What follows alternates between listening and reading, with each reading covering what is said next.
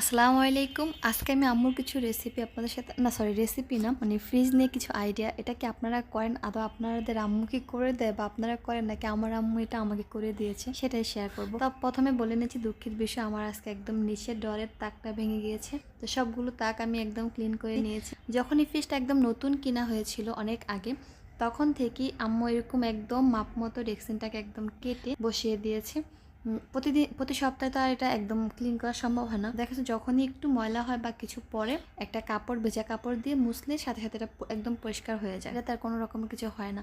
আর ড্রয়গুলোতে দেখেন না কাপড় দেওয়া, ড্রয়গুলোতে কাপড় দেওয়ার কারণ হলো যে কাপড় দিলে নাকি আম্মু বলে সবজি সবকিছু ঘামে না, মানে খুব ভালো থাকে। আর ড্রয়ের নিচে সাদা যে হোয়াইট কালার তা ওইটাও মানে নষ্ট হয় না, ভালো থাকে। তো এই জন্য এমনকি সাইডে যে তাকগুলো ছোট ছোট ওইটা তো আম্মু একদম মাপ মতো কেটে রেক্সিন বসিয়ে দিয়েছে। মোট কথা পুরাটাকে একদম সুন্দর করে। তো এটা কি আমার আম্মুই শুধু আমাকে করে দিয়েছে না, আপনারা এরকম করেন বাসায় বা আপনাদের আম্মু করে দিয়েছে কিনা? অবশ্য অনেক বেশি উপকার হয়েছে এটা করে দেওয়াতে। আমার কয়েকদিন মানে আমার এক সপ্তাহ পর পর বা কিছুদিন দুই একদিন পর পর মুছলেই হয়ে যায়, তেমন কিছু করতে হয় না, আমার কষ্ট খুব কম হয়। তো এখন আমি সব কিছু গুছিয়ে রেখে দিব এখানে। আপনারাও কি এমনটা করেন? অবশ্যই কমেন্ট করে জানাবেন। আর আম্মুরা বুঝি একটু এরকমই হয় না, সব দিকে খেয়াল রাখে। তো সবাই ভালো থাকবেন। আল্লাহ হাফিজ, আসসালামু আলাইকুম। এই যে আমি সবজিগুলো রেখে দিয়েছি, এখন বাকি সবগুলো রেখে দিব।